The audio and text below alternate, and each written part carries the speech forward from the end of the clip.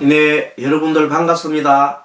오늘은 방등경 강경 제265일째 되는 날입니다. 오늘은 방등경 제8품 허웅장보살품의 제14권을 오늘 다 마치고 좀 복습을 좀 하도록 하겠습니다. 자, 허웅장보살품은 제8품인데 권수가 5권으로 되어 있습니다. 자, 우리가 지금 배우고 14권이죠. 그 다음 14권, 15권, 16권, 17권, 18권. 아마 지금까지 우리 배운 중에서 14권이 제일 길었는데, 이번에 5권이니까 아주 긴 경입니다. 그만큼 중요하다는 것이죠. 그리고, 지난 시간에도 말씀드렸습니다만은, 방등경, 특히 우리 부처님의 경전은 그 어디에도 어느 순간에 봐도 좋습니다. 처음 들어도 좋고 중간에 들어도 좋고 마지막에 들어도 좋습니다. 지금 이 시간에 여러분이 처음 방등경을 강경하러 들어오신 분이 있다 하더라도 이 공부는 전혀 어렵지 않습니다. 그만큼 그것이 바로 부처님의 가르침의 원리가 항상 진리에 가깝기 때문입니다. 자, 그래서 허공장보살품 제8품의 14권에서 맨 처음에 허공장보살이 어디로부터 옵니까? 저 멀리 동방세계, 팔중세계라는 곳에서 대장엄국이라는 곳에서 왔는데, 그 대장엄국에 일보 장엄 부처님이라는 분이 계십니다. 그 부처님으로부터 많은 지도를 받고 있던 훌륭한 허공장 보살이 사바세계의 욕계와 색계 사이에 큰 보방궁에서 무한한 빛이 이렇게 나오는 모습을 보고 그 빛을 따라서 부처님이 계시는, 서가세존이 계시는 보방궁으로 오게 됩니다. 그래서 와서 방등경경을 이렇게 듣게 되죠.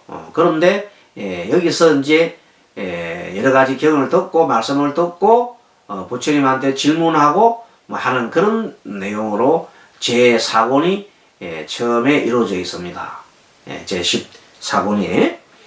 자, 그래서 허공장보살이 동방세계로부터 와가지고는 처음에 부처님의 그 위없는 모습, 부처님의 그 하늘에서부터, 보왕궁정 하늘에부터 각가지 부처님의 그 설법이 나옵니다. 그 37조도품이 있죠. 37조도품, 사정건, 사여의족부터 해서 쭉 오건 오력, 그 다음에 칠각지, 그 다음에 또 뭡니까? 칠각분과 비로해서 팔정도 등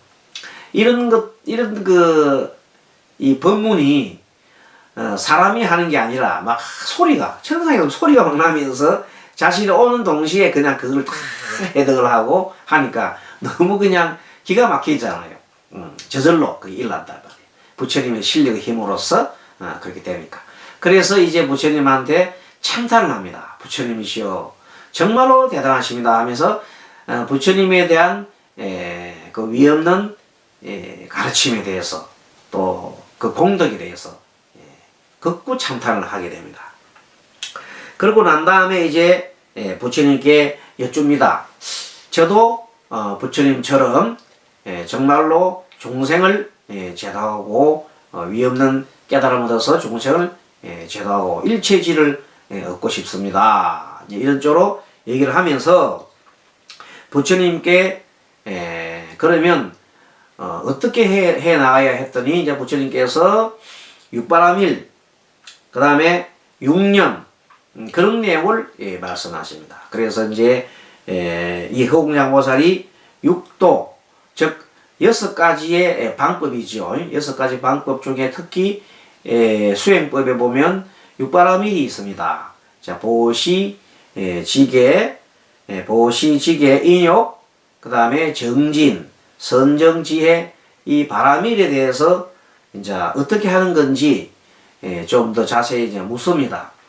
그리고 6가지 마음을 두는 법, 마음을 두는 법. 우리 이제 부처님께서는 마음 두는 법에 대해서 많이 말씀하셨습니다. 초기 경전에도 사념처, 즉 마음을 어디에 두는가에 따라 가지고 사념처니까 4가지 마음 두는 곳이 있습니다. 4가지 마음 두는 것, 처음에 몸에다가 마음을 두는 것.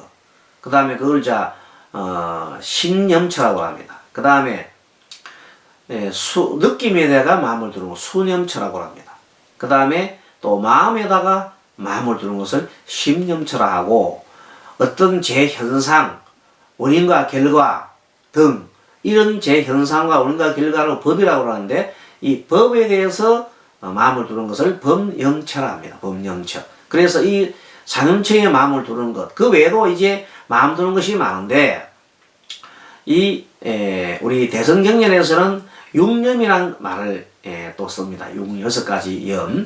그래서 육념은 뭐냐, 어떻게 말하면 맨 최고 중요한 것이 부처님에 대한 생각입니다. 불법성 삼보이지. 삼보에 대한 것 중에서 맨 먼저가 부처님에 대한 생각, 그 다음에 부처님 가르침에 대한 생각, 마음이죠. 그 다음에 부처님의 거룩한 제자에 대한 생각. 그래서 이 삼보에 대한 생각 3가지 하고, 그 다음에 항상 계를 지켜야 된다. 그래서 계를 항상 생각해야 된다.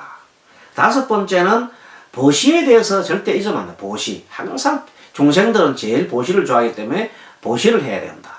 마지막으로 항상 하늘을 생각해야 된다. 좋은 일을 해야, 선업을 지어야 하늘 태어나니까 하늘을 항상 생각하라. 그래서 6가지 마음을 두는 것을 하게 되면 큰 수행을 할 수 있다. 이렇게 얘기를 한 겁니다. 그래서 육념과 육바람에 대한 내용을 이렇게 묻자 부처님께서 아주 자상하게 육바라밀을 행하는 게, 육바라밀 다시 말하면 보시, 지계, 인욕, 정진, 그 다음에 선정, 지혜인데, 이 4가지를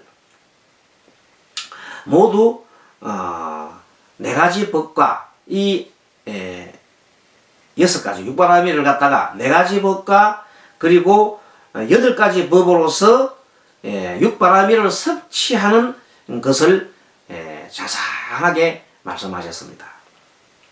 그리고 이제 허공장보살이 부처님의 한량없는 이 공덕을 또 참단하면서 개성을 얻자, 부처님은 그대는 누구를 위해서 묻고자 하는가, 도대체 뭐 때문에 그런 것을 묻는가 하고 다시 부처님이 다시 되물었습니다. 그랬더니 허공장보살이 저도 부처님처럼 온갖 평등한 마음을 이렇게 가지고 중생들에게 열반의 언덕, 저 열반의 언덕으로 이르게 하기 위하고, 그리고 그들로 하여금 대자비심을 일으키게 하고자 합니다.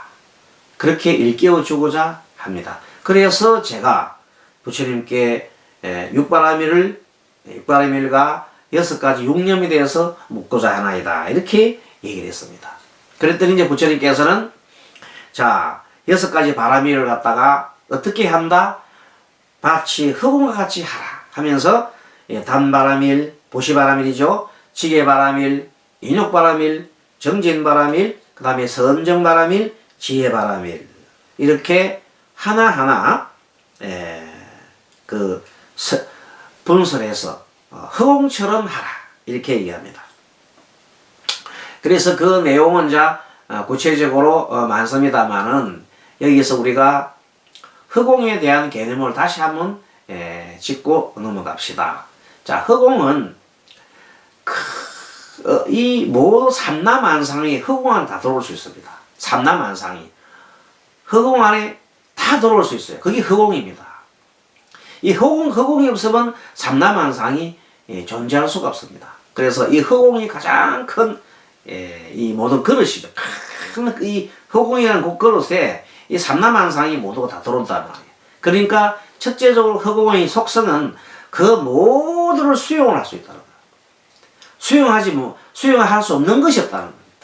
첫째, 수용성. 그 다음에 허공은 모두가 다 통해요. 허공은 다 통해요. 허공 속에. 이게 다, 허공은 하나입니다. 하나로 다 통해요. 하나로 통합니다. 하나로 통한다. 허공 하나로 다. 그렇기 때문에 둘이 없어요.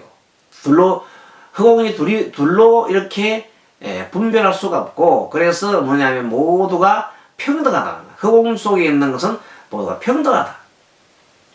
그리고 허공은 그 어디에도 걸림이 없어요. 그리고 허공은 그 어디에도 스스로 의지하지 않습니다. 그대로 존재합니다. 그리고 허공은 부서질 수가 없어요. 허공이 부서지는 경우는 없어요. 허공은 그대로 존재하기 때문에. 그리고 허공은 영원합니다. 이런 내용들을 예를 들어서 보시를 할 때도 어디에도 내가 마음에 걸림이 없이 보시를 열심히 하고 난 다음에도 보시를 했다 하는 이런 생각에 머물지 않아야 한다. 걸림없는 보시를 할 줄 알아야 된다. 그리고 또 보시를 하더라도 적게 하는 게 아니라 자신이 할 수 있는 최대한으로 해야 된다. 그게 모든 것을 통해서 하는 거예요. 그럼 보시를 하더라도 어떻게 돼요? 평등하게 보시를 하라는 거예요. 그런 내용들이 쭉 나옵니다. 또 계를 지키는 것도 마찬가지다. 계를 지키는 것도 걸림이 없이 계를 지키라. 예를 들어서 중생을 구제하기 위해서는 물론 어떤 계를 지키는 것이 뭐 거짓말하지 말라는 계가 있으면은 때에 따라서는 중생을 살리기 위해서는 어떤 그 계도 조금은 파할 수가 있어야 된다. 이 외에 이제 계의 평등에 대해서 나오냐면 부처님 당시에 그 성문제자라고 하는 것은 부처님의 가르침을 듣고 이 깨달아가는 그런 사람들을 수행자들을 성문제자라고 합니다. 그 성문제자들 중에서 부처님 당시에 어떤 계율을 부처님께서 많은 사람들이 운집에 있으니까 질서를 유지하기 위해서 계를 내렸는데, 예를 들어서 아침에 식사를 한 번 하기로 하여라, 10시에 하기로 하여라, 그렇게 해서 탁발을 하면서 이렇게 탁발해 온 것을 한 곳에 모아서 나누어서 드는 식사법이 있습니다. 공양법이 있습니다. 그러니까 오전에 먹으라 이 말이죠. 그런데 이것을 정말로 물론 지켜야 하지. 그러나 이것을 그 어떤 경우에도 이걸 지켜야 한다. 이렇게 한다면은 예를 들어서 저 아주 먼 곳에 부처님 법을 전하러 갔던 사람들이 이제 때를 놓쳤어. 그 지역에서 그 지역에는 탁발을 갖다 안 해줘. 부처님 외도들이 많아가지고 탁발을 해서 얻어먹지 못하고 밥을 못 먹었어. 얼마나 배가 고프겠냐 말이야. 그래서 오후에 터벅터벅 이 기원정사가 돌아오니 그때 옆에 있던 그 원리주의자들이 안 돼. 왜 너는 약속을 안 지켰어? 오전에 먹어야 돼. 내일 아침에 먹어. 이래 한다면 그 사람 얼마나 배고프겠습니까? 배고프면 그 어떤 가는 고통이라고 했어요. 자, 이럴 때 어떻게 해야 돼요? 이럴 때는 밥을 줘야 합니다. 이렇게 열어줘야 되는데 그것을 해야 된다고 하면 그거는 부처님이 그걸 하셨습니까? 네, 그렇습니다. 부처님은 그러한 내용을 경전했습니다. 한때 부처님께서 기원정사 계실 때 큰 법회를 하려고 이렇게 하고 있는데 오후입니다. 오후에 법회를 하려고 하고 있는데 저 멀리에서 누가 한 사람이 옵니다. 그 사람 봤더니 농부인데 소를 잃었어요. 소를 잃었다가 이제 겨우 찾아가지고 묶어놓고 이제 터벅터벅 부처님의 법문을 들어오는데 배속에서 쭉 소리를 나면서 너무 배고프잖아요. 근데 부처님께서는 그 모습을 이미 부처님은 타심동에 계시기 때문에 그 사람의 마음과 상태를 알아요. 그러니 바로 옆에 있는 안한다한테 안한다여 저 농부에게 밥을 주어라. 그래서 밥을 내줍니다. 그럼 이미 부처님께서 스스로 사시에 공양을 하라는 걸 어겼잖아요. 그렇지만 부처님은 거기에 대해서 조금도 흑웅과 같은 마음으로 조금 더 걸림이 없는 거예요. 그대로 가서 밥을 주고 그대로 가만히 말씀을 하지 않고 침묵을 지키고 지켜보고 있습니다. 그래서 그 많은 대중이 부처님이 침묵하고 같이 침묵하지요. 그래서 그 공양이 다 끝날 때까지 지켜보고 있다가 이제 공양 다 하고 딱 자리에 앉으니까 그때서 부처님께서 말씀하십니다. 배고픔은 그 무엇보다도 큰 고통이다. 가장 큰 어떤 가는 고통이다. 그러니까 먼저 배고픔을 해결해 주라는 겁니다. 그것이 바로 자비심이요. 그것이 대자비심이잖아요. 그 기율을 하나 정해가지고 무조건 기율대로 한다? 그건 비자비심이죠. 자비가 없는, 인정이 없는 겁니다. 그래서 이 계율을 정해놓은 것도 뭐 때문에 있다. 중생의 질서 유지를 위한 것도 있지만 또 한편으로 봤을 때는 그 어떤 경우에는 예외란 것이 있어요. 그런 경우에도 중생을 위해서는 오직 중생을 위해서 한 중생을 위해서라도 뭐예요? 지옥까지 따라가면서 중생을 구제한다고 하시는데 그런 내용을 본다면 부처님이 얼마나 위대하신 분인지 우리가 알 수 있습니다. 그래서 개도 바를 수 있어야 된다. 이런 식으로 모든 것을 평등하게 걸림이 없이 계율도 그렇고 인욕바람일도 그렇고 선정바람일도 그렇고 정진바람일도 그렇고 또 지혜바람일도 그렇고 이렇게 하나하나 뭐와 같이 하라? 흑웅과 같이 하라고 이렇게 부처님께서 말씀하셨습니다. 자, 그리고 이제 용어에 대해서 설명을 좀 하면은 그게 일보란 말이 나왔는데 일보는 보배를 일심의 영성에 비유했다 이렇게 설명이 되어 있어요. 보배, 즉 큰 보배를 일보란 것은 한 마음, 이 한 마음을 보배로 본 거예요. 그렇게 봤다.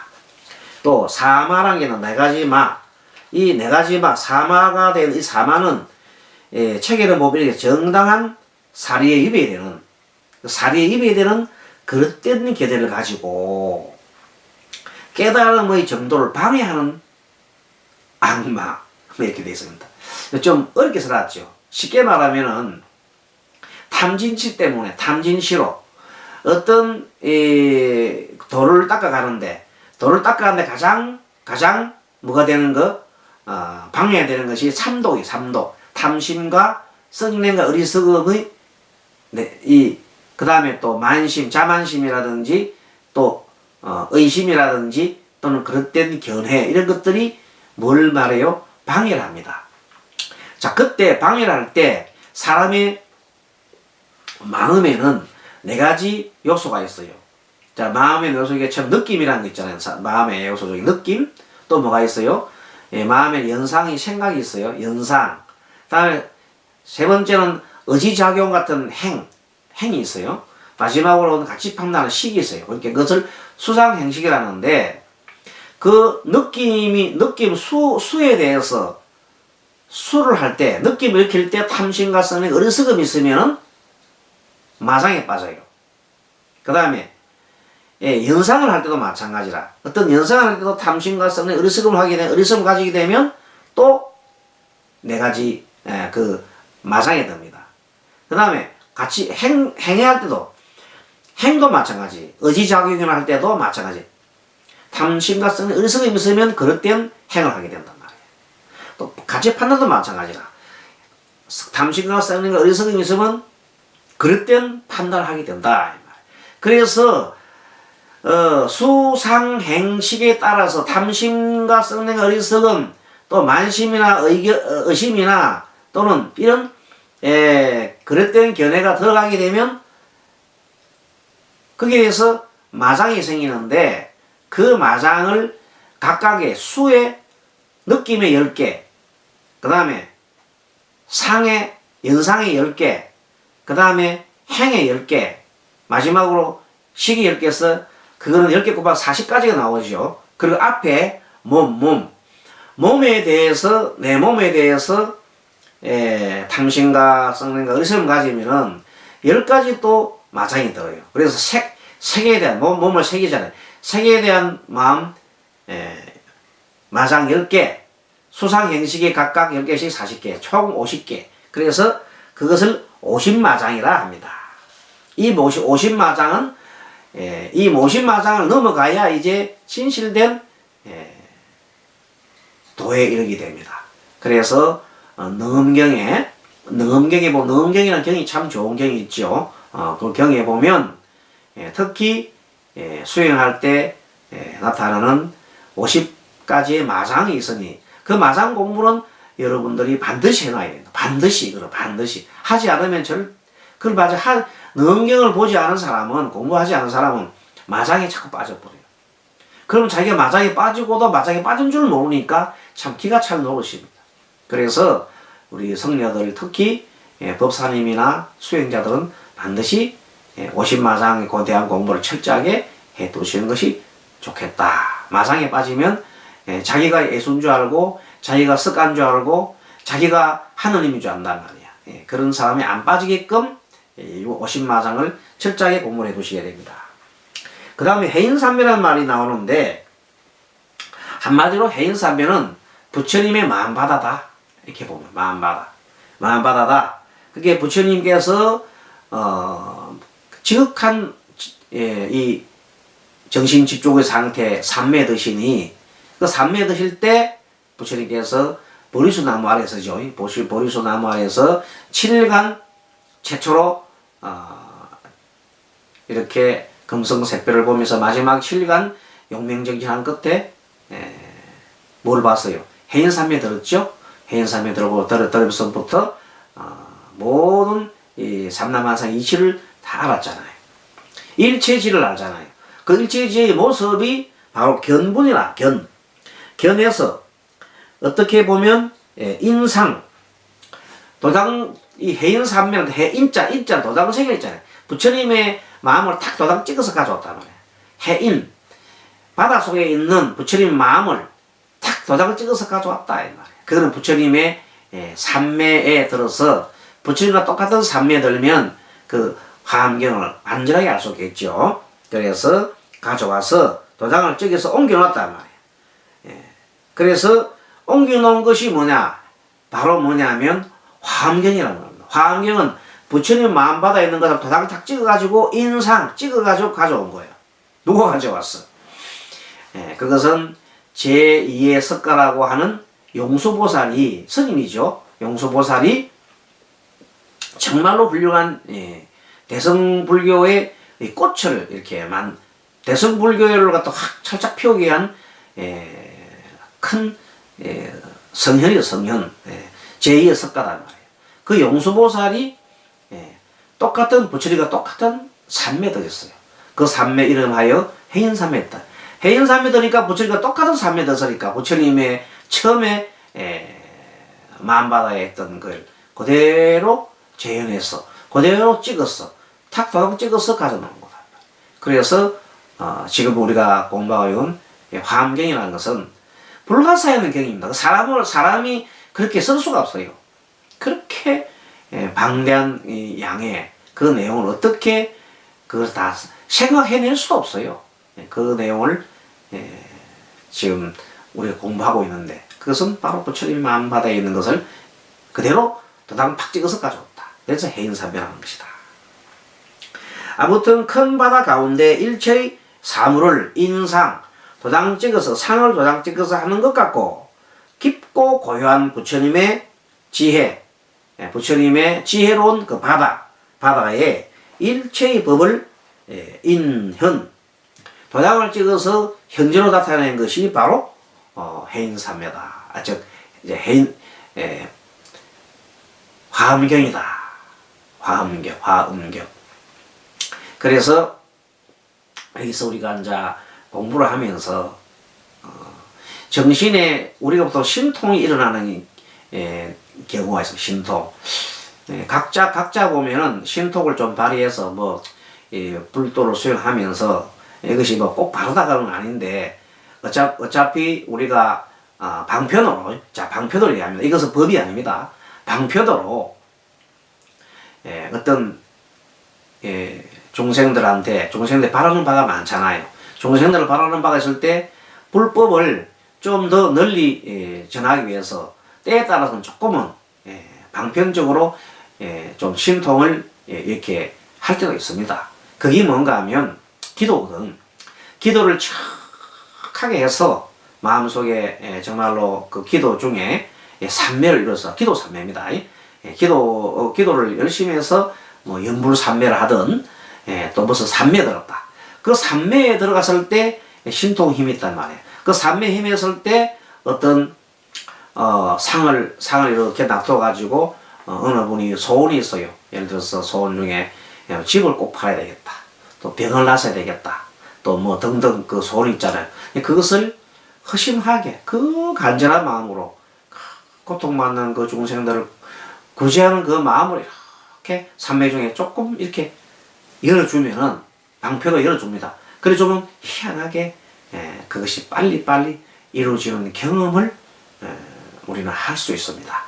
또 스님도 하고 우리 또 많은 분들이 스님한테서 배웠던 제자분들이 실제 그런 일을 하고 있습니다. 그럴 때에서 그게 신통에 너무 매이면 안 됩니다. 하지만은 중생을 구제하기 위한 한 방편으로서 수단으로서 그렇게 함으로써 그분들이 이루어졌으니까 얼마나 신심이 납니까? 그래서 더욱더 부처님이 가르치는 걸 믿고 따른다면은 이 또한 훌륭한 법문이 될 수가 있습니다. 그래서 무조건 그 신통에 매이는 것을 호도하고 나무라는 것은 아니라고 봅니다. 자, 오늘 여기까지 공부를 하고 그러면 오늘은 총 289페이지 그 사마해인산매가 나옵니다. 그 해석을 조금 했습니다. 자, 이렇게 하고 다음 시간에는 제 15권에 들어가도록 하겠습니다.